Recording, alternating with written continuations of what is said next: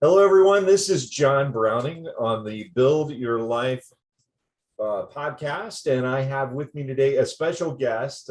Michael DeLon is taking a well-deserved vacation, and her name is Cindy Arledge, and she's the founder and CEO of North Texas Family Enterprise Center. She's written 4 books, and she has a few more even now in her head.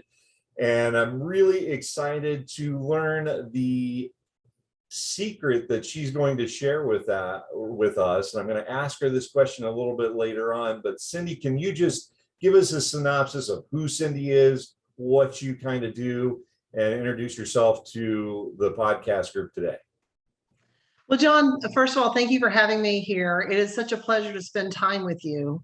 And you know who I am is the youngest of 4 children, of a family who started with nothing and managed to create a $10 million estate before they passed away.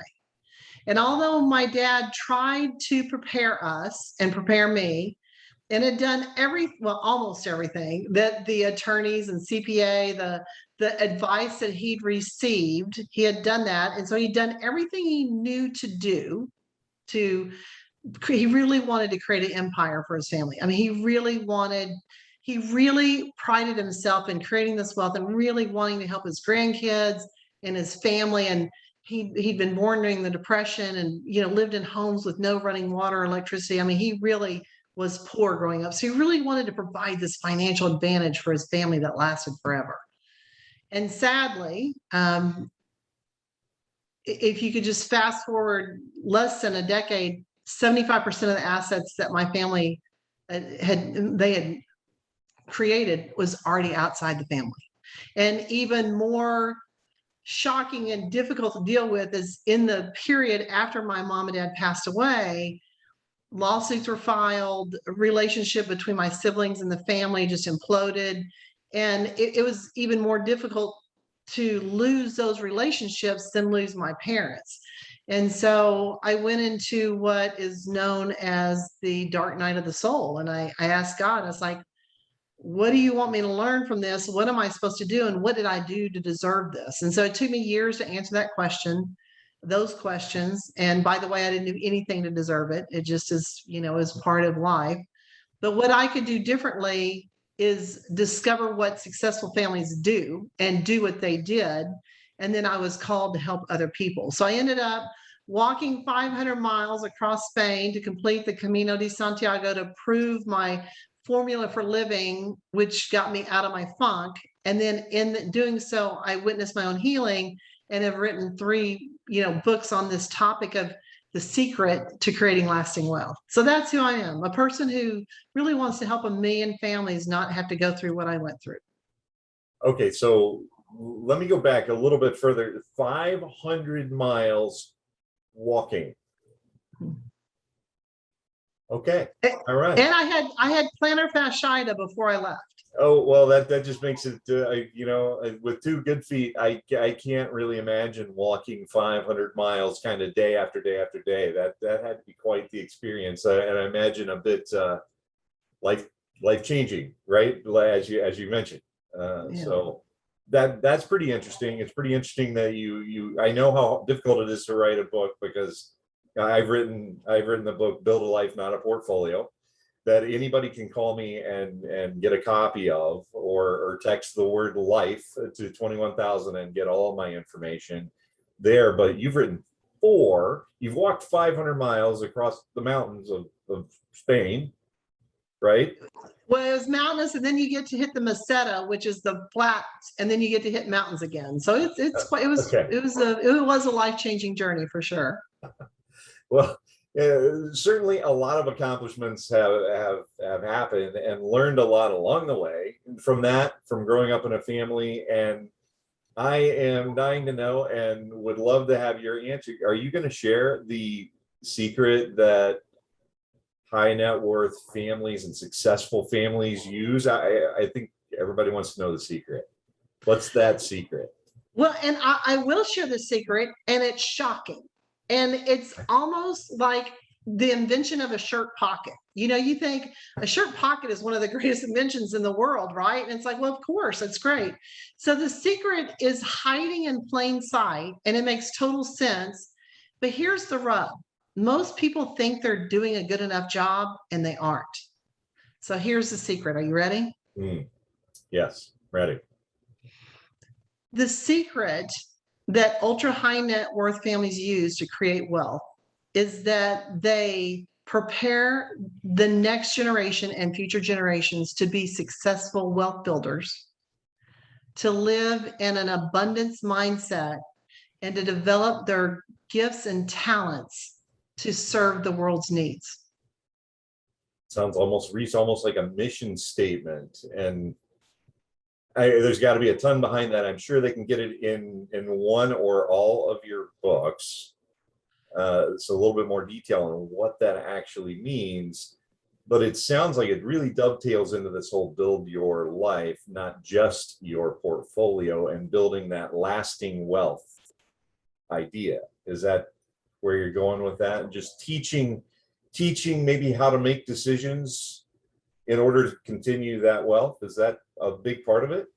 It is a part of it. And the other piece of this is it doesn't happen by accident. So when, I just love talking with people, and my family's gotten used to me asking total strangers if they have a will, because most you're laughing, but as you know, like over 50% of adults don't have a will. And by asking that question, I already know, and I wrote about it in my first book, The Curse of Inheritance, you're either an avoider, an acceptor, or an anticipator.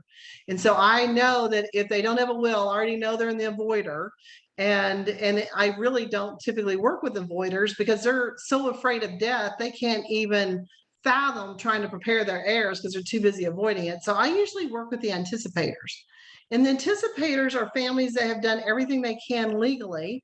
They've done everything that they know to do, but they don't know that they could add one simple plan, which I call the legacy plan, to their existing plan that makes all the difference.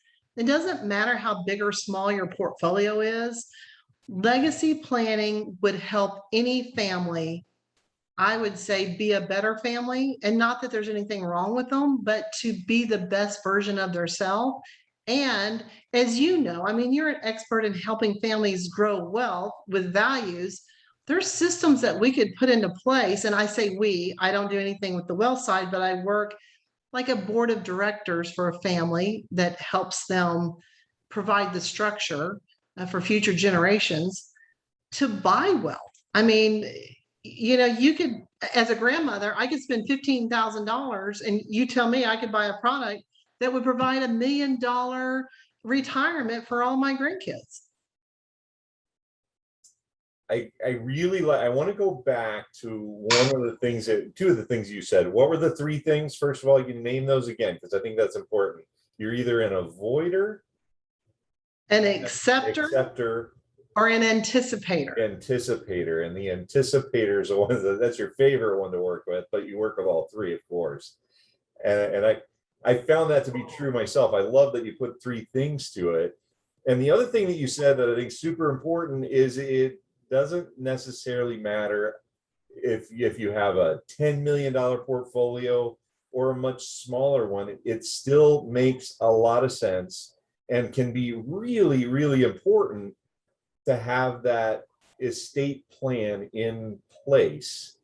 Even if you feel, and I use that word feel, really, that's really, because it's not necessarily the truth, what we feel, that you don't have enough money to qualify, but you do, and they're super important to have in place.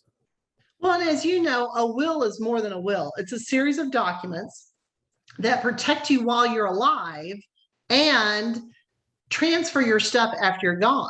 What it doesn't do is train your family how to make decisions. It doesn't train your family how to have a culture of unity, of we over me. If we had a thread, you and I we could break the thread with our finger. But if you would just even take 2 or 3 threads, wrap them together, it's more difficult to break that thread.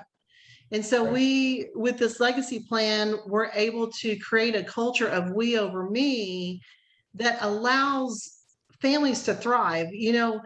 this COVID situation to me has highlighted the importance of the strength of the family, because families are the smallest economic unit of society. And when we have weak, small economic units, small families that are,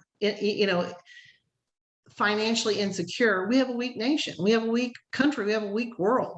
But when we can convince families to create wealth for themselves, because unfortunately, I say convince because a lot of people, for a lot of reasons, don't really work to become wealthy. But when we can create wealthy families, then we can create wealthy communities, then a strong nation and a strong world. So it's about creating small, strong economic units.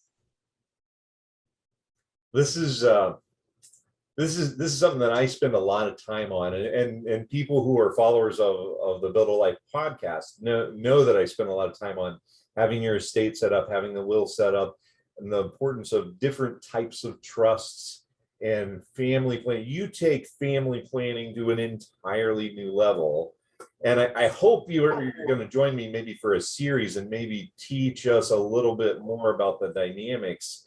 Now, a lot of times on this podcast, we're talking about very specific tactics or strategies, and it gets a little bit granular, and it talks about the money side of things, or particular accounts, or how you have an account titled versus not titled, and how that can affect things. This gets more into the real meat of the issue, which actually isn't all about how you structure a portfolio or the financial plan itself. This gets into the meat and potatoes of how do you create that lasting plan and create something. You gave me a statistic before when we were talking, before when we were recording, before we started the record button. There's only a certain number of families that have survived sort of the test of time. Do you remember what the stat that you gave me? Well, sadly, it's less than 10% of families are able to transfer wealth to their great grandkids.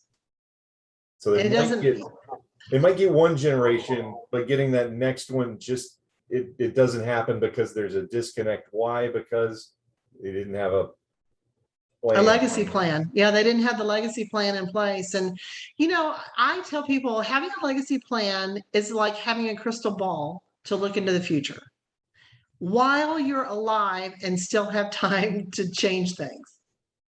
And then you can create a different future because you didn't wait till you died to try to really change behavior from the grave. Right. And, one of the challenges, and I'm sure you experience this as well, is getting people to take action. I get this all the time. Someday I'll get the will. Someday I'll do that. It's on my list. Right. Right. Someday is the worst day because we don't know from one moment to the next what's going to happen. And one of the steps that we have families do is we actually help them create a personal emergency preparedness plan, almost like a community resource plan that if there's a natural disaster, it's like a response team that can come, because you've got to make it easy for your family to help you when you're in need. And I apologize for not having the latest statistic, but like $26 billion worth of loss of productivity in this country from adult children having to take off work to be an unpaid caregiver for an aging parent. You're absolutely right. Yeah. Yeah, it doesn't have to be that way. I mean, so this legacy planning is helpful to the entire family of all ages. And I know we don't have much time, but if you don't mind, I'll share a funny story with you. My husband and I had to redo our will. So we took our then grandson that was about 7 years old with us to the attorneys. And we're having this conversation and we get in the car. And so I asked him, so what did you get out of that meeting? And this little 7-year-old boy said, they call me Elmo because they couldn't say Oma, the German name for grandma. So he said, Elmo, it doesn't sound like it's a good idea to give people a bunch of money at one time. That's very wise from a 7-year-old. That's a great way. It's a great way to end it for today. But I'm really excited to talk more and to do another episode with you. But This is Cindy Arledge. I hope everybody remembers this name. And what's the best way to get in touch with you, Cindy? The North Tech, well, there's two ways. The easiest way is just go to cindyarledge.com, CindyArledge.com. And if you want to know more about the North Texas Family Enterprise Center, I love that I was able to get ntfec.com. Either one of those you can reach me at. All right. That's great. Well, as everybody knows who listens to this podcast on a regular basis, this is not personal investment advice. For that, you need to call me directly, and you can do that by texting LIFE, the word life, to 21,000. You'll have all of my contact information, and you can reach me also at www.guardianrockwealth.com, and there's a contact us page right there. And Cindy, it's been great to have you. I'm going to let you go now, but I really want to have you back on for another podcast where we can maybe teach somebody something else that they could take to the bank, so to speak. Yeah, next time, why don't we talk about getting ready for the first family meeting? I love that idea. I love it. And it doesn't matter if you're $10 million or even maybe it's a couple $100,000, you need to start this process, right? It's so important.